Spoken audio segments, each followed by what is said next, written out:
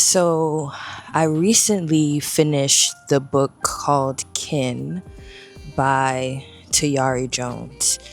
And over the past week, I've found myself thinking about all of the characters at different times. I've thought about Annie, I thought about Nisi, I thought about Baby Doll with all her sass and character. I thought about Clyde, I thought about Bobo, I thought about Annie's mother and her grandmother. And I want to start off by saying that Kin is probably one of the most Southern books that I've read in a very long time. Because even the title Kin, right? It speaks to how for Black people who we consider to be our family, which we also call kin, is not always the people that we are related to biologically. Your kin could be your mother's best friend's child who you grew up with. It could be that neighborhood grandma who watched after you, right? It could be your, what we call like your play cousins. That's why I said that the title is so deeply Southern and the narrative is so deeply Southern. But if you are not familiar with this book, it was written by Tayari Jones, and she is also the author of the book called An American Marriage. And this particular story follows two Black girls who eventually become Black women, and they're living in the South in the 1950s and 60s. They call themselves cradle friends because they literally knew each other since birth. They're from the same town. Annie eventually moves on. She moves to Mississippi. And Nisi goes to Atlanta and she attends Spelman College. And what binds them together is the fact that they both are motherless children. They don't have their mothers in their lives, so they are raised by kin. Annie's raised by her grandmother, and then Nisi's raised by her aunt. And they both have this deep mother wound, and they're looking for their moms. They want to know who their mothers were. They want to have a mother figure in their life, and they go about searching for their moms in very different ways.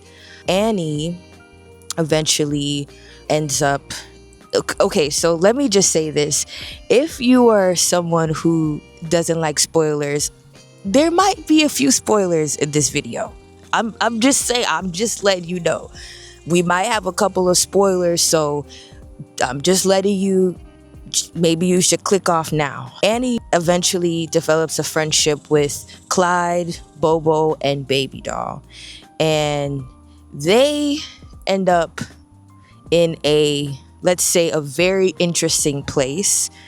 I can't remember how long that they were there, but they were working for this woman, and just so much stuff happens there. I won't give too many details, but they eventually go on to like have their own. She has her own relationship with Baby Doll, with Bobo, who eventually they are in a relationship, and then also with Clyde as well. They have their relationship as well.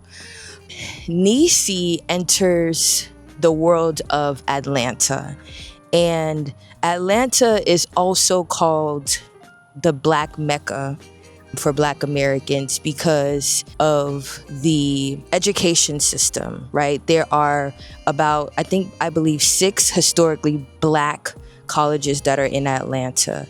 And so there's a bunch of jobs and opportunities, and the ways that Black people come together and almost like reinvent themselves after the Reconstruction era, going into like the Jim Crow era, and after that makes Atlanta a bustling city for Black Americans. And so she is living in Atlanta in the 1950s and 60s, and she goes to an all Black, historically Black institution, and there she meets the man that she eventually marries.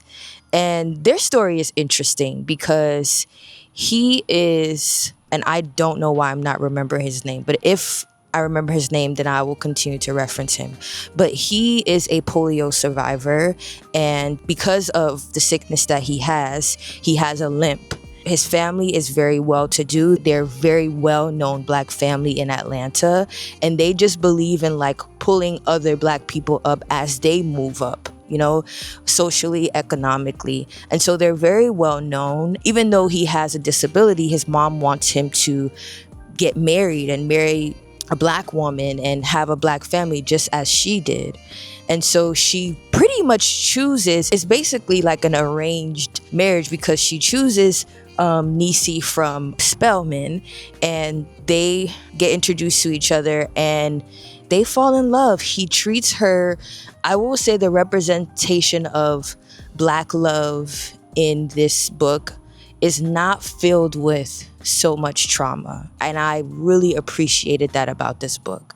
Eventually, they're in love. He treats her so well and she loves him. But she is also trying to make her way in this world that is full of respectability politics and trying to navigate conversations regarding sexuality and what women can and cannot do at that time.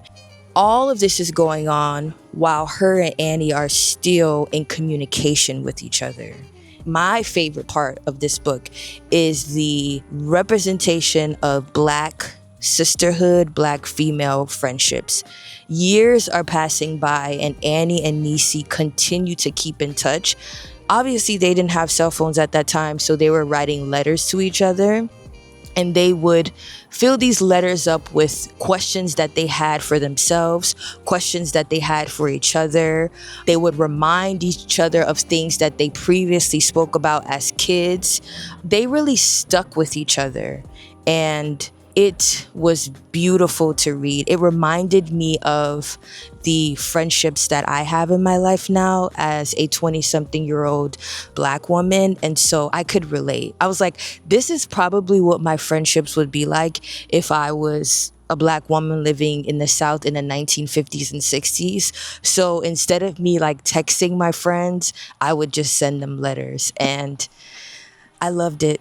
I loved it. I loved it. I loved it so, so, so very much. I will probably read this book again because it's one of those books that you read it the first time and you get exposed to it. But when you read it the second time, there's going to be details that you're going to pick up on that you just didn't see before. And so I did some annotations the first time. And so when I read it again, I want to really see how my thoughts have changed towards the characters and what are the new things that I have picked up on. I understand why this book is so popular. It's for really good reasons. I mean, Jones went to Spelman College, so she can really speak about the experience of going to an HBCU.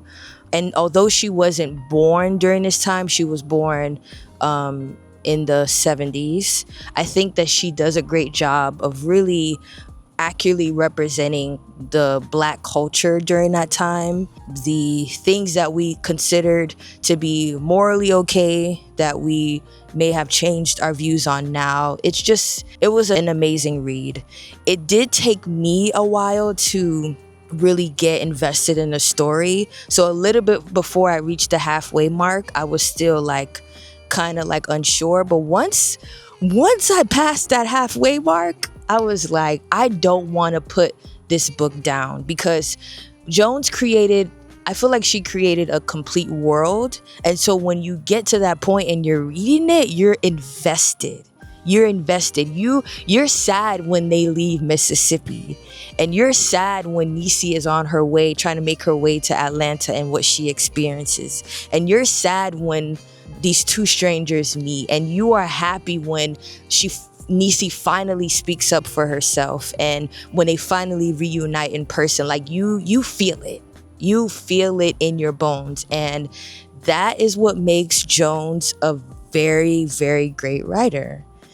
And I'm happy that I picked up this book. I am proud that it is on my bookshelf. And if you have not read this book, I definitely suggest that you give it a try. And if you have read this book, I want you to let me know in the comment sections below.